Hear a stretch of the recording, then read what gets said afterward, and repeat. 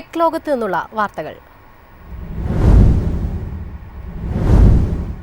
സ്ത്രീകൾക്കെതിരായ അതിക്രമം തടയാൻ ഇനി ഡ്രോണുകളും. പ്രധാന റെയിൽവേ സ്റ്റേഷനുകളിൽ AI സംവിധാനവും ഡ്രോൺ നിരീക്ഷണവും സജ്ജീകരിക്കുമെന്ന് കേന്ദ്ര സർക്കാർ.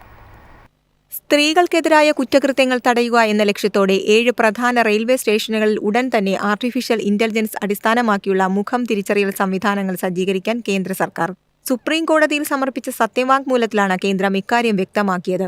സുപ്രീം കോടതി വനിതാ അഭിഭാഷക അസോസിയേഷൻ സമർപ്പിച്ച പൊതു താൽപര്യ ഹർജിക്ക് മറുപടിയായി കേന്ദ്ര ആഭ്യന്തര മന്ത്രാലയമാണ് ഇക്കാര്യങ്ങൾ വിശദീകരിച്ചത്. മുംബൈ CSTയും ന്യൂഡൽഹിയും ഉൾപ്പെടുന്ന പ്രധാന സ്റ്റേഷനുകളിൽ സ്ത്രീ സുരക്ഷയ്ക്കായി ആധുനിക സംവിധാനങ്ങൾ വരുമെന്നാണ് റിപ്പോർട്ട്.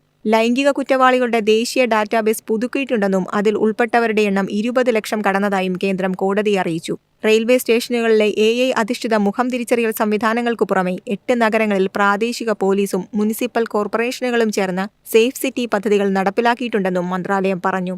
ഡൽഹി, മുംബൈ, കൊൽക്കത്ത, ചെന്നൈ, അഹമ്മദാബാദ്, ബംഗളൂരു, ഹൈദരാബാദ്, ലഖ്നൌ എന്നിവയാണ് ഈ നഗരങ്ങൾ. മുഖം തിരിച്ചറിയൽ അല്ലെങ്കിൽ ഓട്ടോമാറ്റിക് നമ്പർ പ്ലേറ്റ് തിരിച്ചറിയൽ സംവിധാനങ്ങളുള്ള CCTV ക്യാമറകൾ, സ്മാർട്ട് ലൈറ്റിംഗ് സംവിധാനങ്ങൾ, അപകട സാധ്യതയുള്ള പ്രദേശങ്ങൾ നിരീക്ഷിക്കാൻ ഡ്രോണുകൾ എന്നിവ സ്ഥാപിച്ചുകൊണ്ട് സുരക്ഷാ അടിസ്ഥാന സൗകര്യങ്ങൾ മെച്ചപ്പെടുത്തുന്നതിലാണ് ഈ പദ്ധതികൾ ശ്രദ്ധ കേന്ദ്രീകരിക്കുന്നതെന്ന് കേന്ദ്രത്തിന്റെ സത്യവാങ്മൂലം വിശദീകരിച്ചു. News desk MyFin TV. ലോകത്തെ അതിവേഗ ഡിജിറ്റൽ പേയ്മെന്റിൽ ഒന്നാമനായി ഇന്ത്യയുടെ UPI. IMFന്റെ റിപ്പോർട്ടിലാണ് ഇക്കാര്യം വ്യക്തമാക്കിയിരിക്കുന്നത്. ഡിജിറ്റൽ പേയ്മെന്റിൽ വികസിത സമ്പദ് വ്യവസ്ഥകളടക്കം സകല ലോകരാജ്യങ്ങളെയും കടത്തിവെട്ടി ഇന്ത്യ 1-ാം സ്ഥാനത്ത്. ഇക്കാര്യം സാക്ഷ്യപ്പെടുത്തിയിരിക്കുന്നത് മറ്റാരുമല്ല, സാക്ഷാൽ രാജ്യാന്തര നാണയനിധിയാണ്. പുതിയ റിപ്പോർട്ടിലാണ് ഇന്ത്യയുടെ നേട്ടത്തെക്കുറിച്ച് IMF പറഞ്ഞിരിക്കുന്നത്. ഇന്ത്യയുടെ UPI പേയ്മെന്റിന്റെ കാര്യക്ഷമതയ്ക്ക് ഈ നേട്ടം തിലകക്കുറിയായി മാറി. നിലവിൽ എല്ലാ മാസവും 18 ബില്യണിലധികം വിനിമയങ്ങളാണ് UPI വഴി നടക്കുന്നത്. നാളുകൾ കഴിയുന്തോറും വിനിമയങ്ങളുടെ ഗ്രാഫ് കുത്തനെ മുകളിലേക്കാണ് പോകുന്നത്.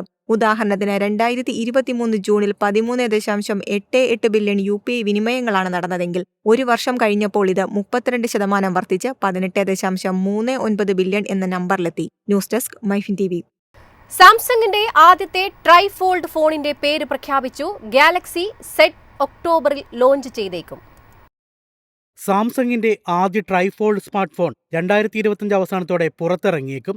സാംസങ് ഗാലക്സി G Fold എന്നായിരിക്കും ഈ ഹാൻഡ്സെറ്റിന്റെ പേരെന്നായിരുന്നു മുൻ റിപ്പോർട്ടുകൾ.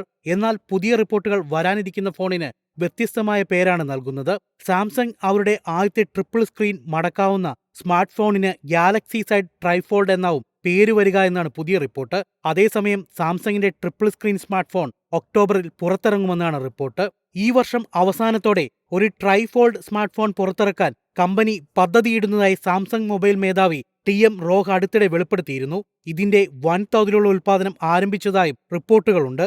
വരാനിരിക്കുന്ന ട്രൈഫോൾഡ് സ്മാർട്ട് ഫോണിന് തുറക്കുമ്പോൾ 9.96 ഇഞ്ച് ഡിസ്പ്ലേ ഉണ്ടാകുമെന്ന് പ്രതീക്ഷിക്കുന്നു.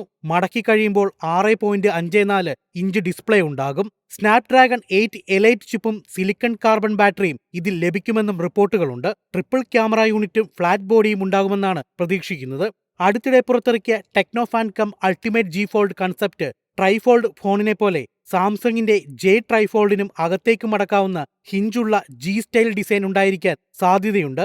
നിലവിൽ വിപണിയിൽ വിൽപ്പനയ്ക്ക് ലഭ്യമായ ഒരേയൊരു ട്രൈഫോൾഡിംഗ് ഫോണായ Huawei Mate X80, Huawei Mate XT Ultimate Design പോലുള്ള ഫോണുകളുമായി ഈ ഫോൺ മത്സരിക്കാൻ സാധ്യതയുണ്ട്. News desk MyFin TV.